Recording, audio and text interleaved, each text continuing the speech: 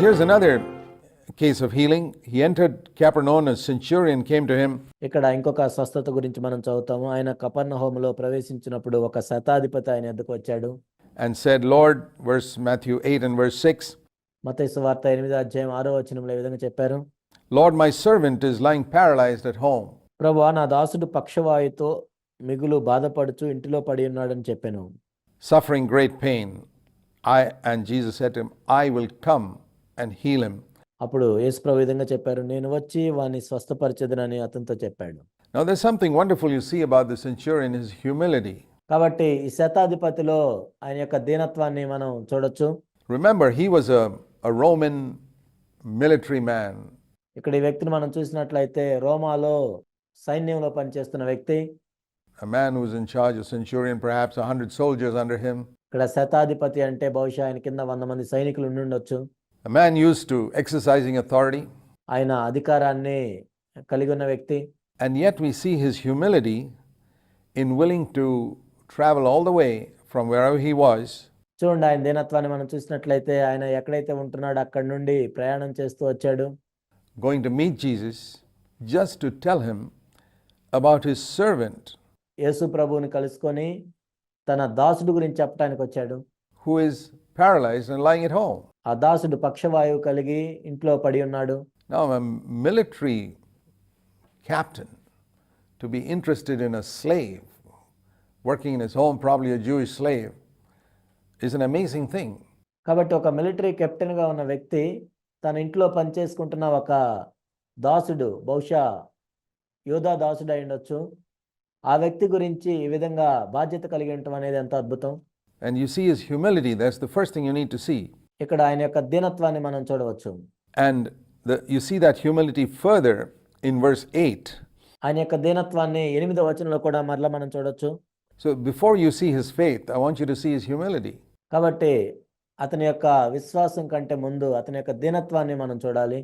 Now if Jesus were to say to you or me, I want to come to your house, you say, sure Lord, come. But look what he says. ఒకవేళ యేసుక్రీస్తు ప్రభువా నీతోనో నాతోనో ఈ విధంగా చెప్పినట్లయితే నేను మీ ఇంటికి వస్తానని, తప్పకుండా రండి ప్రభు అని అంటాం. కానీ ఈయన ఏమన్నాడు చూడండి. He certainly would have loved for Christ to come to his house, but he says, I'm not worthy. యేసుక్రీస్తు ప్రభు వస్తానంటే ఆయన కూడా ఎంతో ఇష్టపడి ఉండొచ్చు, కానీ ఆయన చెప్పింది ఏంటంటే నేను పాత్రుడిని కాదు ప్రభువా. You're so holy and I don't feel that I can really receive you, such a holy person, into my house.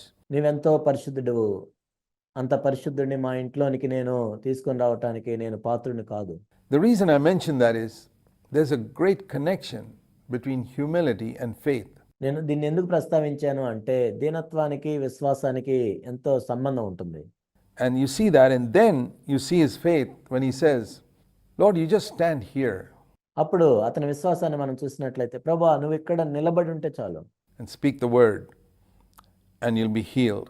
కేవలం ఒక్క మాట మాత్రం సెలవిమ్ము, నా దాసుడు స్వస్థపరచబడతాడు. Because I'm also a man under authority, and when I tell a soldier under me to go, he goes immediately without any delay. ఎందుకంటే నేను కూడా అధికారమునకు లోబడిన వాడును, నా చేతి కింద సైనికులు ఉన్నారు, నేను ఒకని పొమ్మంటే పోవును, ఒకని రమ్మంటే వచ్చును. And being under authority, if somebody tells me to go, I go as well. That's the point. కాబట్టి నేను కూడా అధికారం క్రింద ఉన్నప్పుడు ఎవరైనా వెళ్ళమంటే నేను వెళ్తాను. If I tell another soldier to come, he comes. If I tell a slave to do this, he does it. ఒక సైనికుడిని రమ్మంటే వస్తాడు, ఒక దాసుడిని వెళ్ళమంటే వెళ్తాడు, చేయమంటే చేస్తాడు. And there he was recognizing two things. ఇక్కడ ఆయన 2 విషయాలను గుర్తిస్తూ ఉన్నాడు. Though he didn't understand it fully. సంపూర్ణంగా అతనికి అర్థం కాకపోయినప్పటికీ. See, military men usually can recognize other military men. Something about their bearing. ఒక సైన్యంలో పనిచేసే వ్యక్తి సైన్యంలో పనిచేసే మరొక వ్యక్తిని ఎంతో సులభంగా గుర్తిస్తాడు. ఎందుకంటే వాళ్ళు అధికారం క్రింద ఉంటారు. The way a person walks and conducts himself indicates a military man. ఒక వ్యక్తి ప్రవర్తనను బట్టి, అతడు నడిచే విధానాన్ని బట్టి ఈ వ్యక్తి సైన్యంలో పనిచేసే వ్యక్తి అని గుర్తిస్తారు. And this Roman centurion couldn't understand it, but there was something about Jesus bearing. కానీ ఈ రోమా శతాధిపతికి సంపూర్ణంగా అర్థం కాలేదు, కానీ యేసుక్రీస్తు ప్రభువు కూడా అధికారం క్రింద ఉన్నాడు అని గుర్తించాడు. That indicated that he was a man subject to some authority. He didn't know what it was. ఈయన కూడా ఏదో అధికారం కింద ఉన్నాడు అని గుర్తించాడు. ఆ అధికారం ఏంటో ఈయనకు తెలీదు. And that's why he says, I also, I too. What does that mean? అందుకే ఈ వ్యక్తి అంటున్నాడు, నేను కూడా అధికారమునకు లోబడిన వాడును. నేను కూడా అంటే ఏంటి? He's saying, Lord, like you, I am also a man under authority. ప్రభువా, నీవు ఏ విధంగా అధికారం క్రింద ఉన్నావో నేను కూడా ఆ విధంగానే అధికారం క్రింద ఉన్న వ్యక్తిని. What authority was Jesus under that the Roman centurion recognized? He didn't know anything about the Trinity or the Father or any such thing. మరి ఆ రోమా శతాధిపతి యేసుక్రీస్తు ప్రభువారు అధికారం క్రింద ఉన్నాడని ఎలా గుర్తించాడు? ఆ వ్యక్తికి ఏమి తెలియదు, త్రిత్వం గురించి తెలియదు, తండ్రి గురించి తెలియదు, ఏమీ తెలియదు. But he recognized this is a man who doesn't seem to be doing whatever he feels like doing. కానీ ఈ వ్యక్తిని నేను చూసినట్లయితే ఆయనకి ఏది ఇష్టమైతే అది చేసే వ్యక్తి కాదు, అలా కనపడట్లేదు అని అనుకున్నాడు. He seems to be a man who's guided by somebody else. ఈయన ఎలా ఉన్నాడంటే ఎవరి చేతనో నడిపించబడుతున్న వ్యక్తిలాగా అనిపించాడు. And that's amazing that he recognized that. కానీ దాన్ని గుర్తించాడు. అది ఎంత అద్భుతమైన విషయం. And that's why he says, I also, in verse 9, am a man under authority. అందుకే 9వ వచనంలో ఈ విధంగా చెప్తున్నాడు, నేను కూడా అధికారమునకు లోబడిన వాడను. And the other thing he recognized here was that when a man is under authority, he has authority over other things or people. మనం చూసేది ఇంకోటి ఏంటంటే ఇక్కడ ఎవరైతే అధికారం క్రింద ఉంటారో ఆ వ్యక్తికి వస్తువుల మీద కానీ మనుషుల మీద కానీ అధికారం ఇవ్వబడుతుంది. So he recognized that Jesus, he had obviously heard about Jesus healing the sick. యేసుక్రీస్తు ప్రభువారు రోగులను స్వస్థపరుస్తున్నాడని ఈయన విన్నాడు. So he recognized that it was because Christ was under authority that he had authority over sickness. కాబట్టి ఈయన ఏం గుర్తించాడంటే యేసుక్రీస్తు ప్రభువారు అధికారం క్రింద ఉన్నాడు కాబట్టి ఈ రోగం మీద ప్రభువు అధికారం కలిగి ఉన్నాడు అని గుర్తించాడు. And he knew that with that type of supernatural authority from heaven, you don't have to be actually physically present near the sick person. The sick person could be many kilometers away. కాబట్టి పరలోకము నుండి మానవాతీతమైన శక్తిని కలిగి ఉన్నాడు కాబట్టి ఒక రోగిగా ఉన్న వ్యక్తి దగ్గరికి వెళ్ళాల్సిన అవసరం లేదు. ఎంతో దూరంలో, ఎన్నో కిలోమీటర్ల దూరంలో ఉన్నా కానీ ఆ శక్తిని ప్రదర్శించవచ్చు అని గుర్తించాడు. And he could just speak the word and the person would be healed. ఒక్క మాట మాత్రం మాట్లాడితే రోగిగా ఉన్న వ్యక్తి స్వస్థపరచబడతాడు అని నమ్మాడు. It's remarkable faith. ఇది ఎంతో అద్భుతమైన విశ్వాసం. In many cases, people brought the sick child or man right up to Christ for him to touch. అనేక చోట్ల మనం ఏమి చూసాము అంటే అనేక మంది రోగిగా ఉన్న బిడ్డను లేకపోతే రోగిగా ఉన్న వ్యక్తిను యేసుక్రీస్తు ప్రభు దగ్గరికి తీసుకువచ్చి ముట్టమని వేడుకున్నారు. But here was an amazing case where he didn't bring his servant. He probably could have brought him in a chariot, but he didn't. ఇక్కడ అద్భుతమైన విషయం ఏంటంటే ఆ సేవకుడిని, ఆ దాసుడిని ఈయన తీసుకొని రాలేదు. కావాలంటే ఒక రథం మీద తీసుకుని వచ్చేవాడే. And he says, you don't have to come to my house. ఓ ప్రభా, నీవు నా ఇంటికి రావాల్సిన అవసరం లేదు. My house may be 5 kilometers away, but if you speak the word here, I know my servant will be healed. నా ఇల్లు 5 కిలోమీటర్ల దూరంలో ఉండొచ్చు, కానీ నీవు మాట మాత్రం సెలవిస్తే చాలు నా దాసుడు స్వస్థపడతాడు. 5 kilometers away. 5 కిలోమీటర్ల దూరంలో ఉన్నా సరే. And he said, therefore, I ask you to do it. And when Jesus heard this, it says he marveled. కాబట్టి నేను ఈ విధంగా చేయమని అడిగాను అన్నాడు. ఈ మాటలు విని యేసుక్రీస్తు ప్రభువారు ఎంతో ఆశ్చర్యపడ్డాడు. There are only 2 places in scripture where it says Jesus marveled. లేఖనాల్లో మనం చూసినట్లయితే కేవలం 2 చోట్ల మాత్రమే యేసు ఆశ్చర్యపడెను అని ఉంటుంది. And it's very interesting to see that. ఇది ఎంతో ఆసక్తికరమైన విషయం చూడటానికి. It says he marveled when he saw faith like this. ఇలాంటి విశ్వాసాన్ని చూచినప్పుడు ఆయన ఎంతో ఆశ్చర్యపడ్డాడు. Imagine doing something to make Jesus Christ himself marvel. చూడండి, యేసుక్రీస్తు ప్రభువే ఆశ్చర్యపడేటట్లు మనం చేయటం. And the other example is in Mark's Gospel in chapter 6, where we read in Mark 6 and verse 6, he marveled mark సువార్త 6వ అధ్యాయం 6వ వచనంలో కూడా ఈ విధంగా ఉంటుంది, ఆయన ఆశ్చర్యపడెను అని. at their unbelief. వాళ్ళ అవిశ్వాసాన్ని చూచి ఆయన ఆశ్చర్యపడ్డాడు. These are the only 2 places in scripture where we read about Jesus being surprised or wondering. లేఖనాల్లో 2 చోట్ల మనం చూస్తాం యేసుక్రీస్తు ప్రభువారు ఆశ్చర్యపడటం. One case where he saw amazing faith and the other where he saw amazing unbelief. ఒక చోటేమో అద్భుతమైన విశ్వాసాన్ని చూచి ఆయన ఆశ్చర్యపడ్డారు, మరొక చోటేమో వారి యొక్క అద్భుతమైన అవిశ్వాసాన్ని చూసి ఆశ్చర్యపడ్డారు. Faith meant so much to the Lord. He was always excited whenever he saw people who had faith. విశ్వాసము అనేది యేసుక్రీస్తు ప్రభు దృష్టిలో ఎంతో విలువైంది. ఎక్కడైతే ప్రజలు విశ్వాసం కలిగి ఉంటారో దాన్ని చూసి ఆయన ఎంతో సంతోషిస్తూ ఉంటాడు. and terribly disappointed when he saw people with unbelief. కానీ ఎవరైతే అవిశ్వాసంలో ఉంటారో వాళ్ళని చూసి ఆయన ఎంతో నిరాశపడతాడు.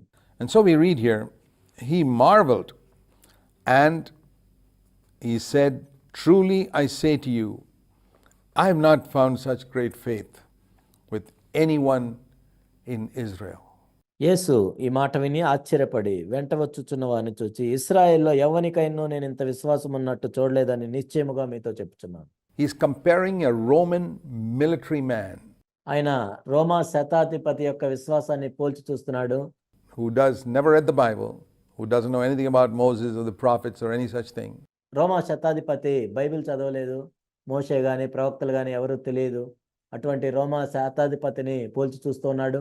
With all of Israel, including the great scholars who had studied the scriptures, and saying, "I found more faith in this man." ఇశ్రాయేల్లో ఉన్నవారు అందరితో పోల్చి చూస్తూ ఉన్నాడు ఈ రోమా శతాధిపతిని.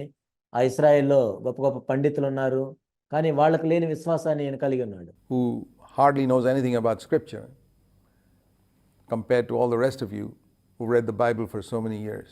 ఎన్నో సంవత్సరాలు మీరు బైబిల్ చదువుతూ ఉన్నారు, మీ అందరికంటే కూడా ఇతను గొప్ప విశ్వాసాన్ని కలిగి ఉన్నాడు. I wonder if that can be true even today. ఈనాడు కూడా అలానే ఉంటుందని నేను అనుకుంటున్నాను. All that Jesus taught, does he have to rebuke us who are Christians, who read the Bible so much and study the Bible so much? యేసు బోధించిందంతా కూడా ఏంటంటే, మనం ఎంతో Bible చదివి ఎంతో బైబిల్ నేర్చుకుంటున్న మనల్ని కూడా యేసుక్రీస్తు ప్రభువారు గద్దిస్తారు. That we don't have the faith that sometimes even a non-Christian may have in what God can do. కొన్నిసార్లు ఒక క్రైస్తవేతరుడు దేవుడిది చేయగలడు అని నమ్మేది కూడా మనం నమ్మలేని పరిస్థితిలో ఉన్నాం. In so many situations, even today, ఈనాడు కూడా అనేక పరిస్థితుల్లో there are non-Christians who believe, well, God will help me. క్రైస్తవేతరులు నమ్ముతారు దేవుడు నాకు సహాయం చేస్తాడని. And many Christians who get into a panic and are anxious and fearful. కానీ అనేక మంది క్రైస్తవులు ఎంతో ఆందోళనలో, ఎంతో భయంలో, ఎంతో ఒత్తిడిలో ఉంటారు. I say to you, there's more faith in those people than you who know the scriptures. And the Lord goes on to say, మీరు లేఖనాలు తెలుసుకొని మీకున్న విశ్వాసం కంటే కూడా వాళ్ళకి ఎక్కువ విశ్వాసం ఉందని ప్రభు చెప్తాడు. I say to you, all that Jesus taught, remember, verse 11, ఇక్కడ ప్రభు ఇంకా చెప్తూ ఉన్నాడు, యేసు బోధించిందంతా మనం చూస్తున్నాం, జ్ఞాపకం ఉంచుకోండి.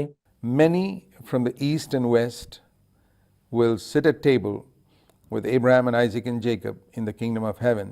11వ వచనము, అనేకులు తూర్పు నుండి పడమటి నుండి వచ్చి అబ్రహాముతో కూడిన ఇస్సాకుతో కూడిన యాకోబుతో కూడిన పరలోక రాజ్యమందు కూర్చుందురు గాని. And those sons of the kingdom యేసుక్రీస్తు ప్రభువారు చెప్పింది మనం తీవ్రంగా తీసుకున్నట్లయితే 12వ వచనంలో ఇక్కడ మనం చూస్తున్నట్లుగా రాజ్య సంబంధులు, feel, Christians, that sons of the kingdom వెలుపటి చీకట్లోనికి త్రోయబడుదురు. కొంతమంది క్రైస్తవులు ఏమనుకుంటారంటే రాజ్య సంబంధులు అంటే can never be cast out. They will always be there. వాళ్ళు ఎప్పటికీ త్రోసివేయబడరు, వాళ్ళు ఎప్పటికీ ఉంటారు అని అనుకుంటారు. Consider what Jesus said. The sons of the kingdom will be cast out. ఇక్కడ యేసుక్రీస్తు ప్రభువారు ఏం చెప్పారో చూడండి, రాజ్య కుమారులు వెలుపటి చీకట్లోనికి త్రోయబడుదురు. Into outer darkness. And why are they cast out in the context? It's because they don't have faith. ఎందుకు వాళ్ళు వెలుపటికి త్రోయబడుతున్నారు అంటే ఇక్కడ సందర్భాన్ని బట్టి మనం చూసినట్లయితే వాళ్ళకి విశ్వాసం లేదు. Whereas this person who has faith, who is not one of the sons of the kingdom, కానీ ఈ వ్యక్తికి ఇక్కడ విశ్వాసం ఉంది, ఆ వ్యక్తి రాజ్యకుమారుడిగా లేడు. who comes from east and west, is going to sit with Abraham, Isaac and Jacob, who are sons of the kingdom. ఆయన తూర్పు నుండి పడమటి నుండి వచ్చి అబ్రహాము, ఇస్సాకు, యాకోబుతో కూడా కూర్చుంటున్నాడు. In the kingdom of heaven. And the others will be out with where there's weeping and gnashing of teeth, which speaks of hell. కానీ వేరే వాళ్ళు బయటికి త్రోసివేయబడతారు, అక్కడ ఏడ్పును పండ్లు కొరగొట్టి ఉంటాయి, అంటే అది నరకం గురించి తెలియజేస్తుంది.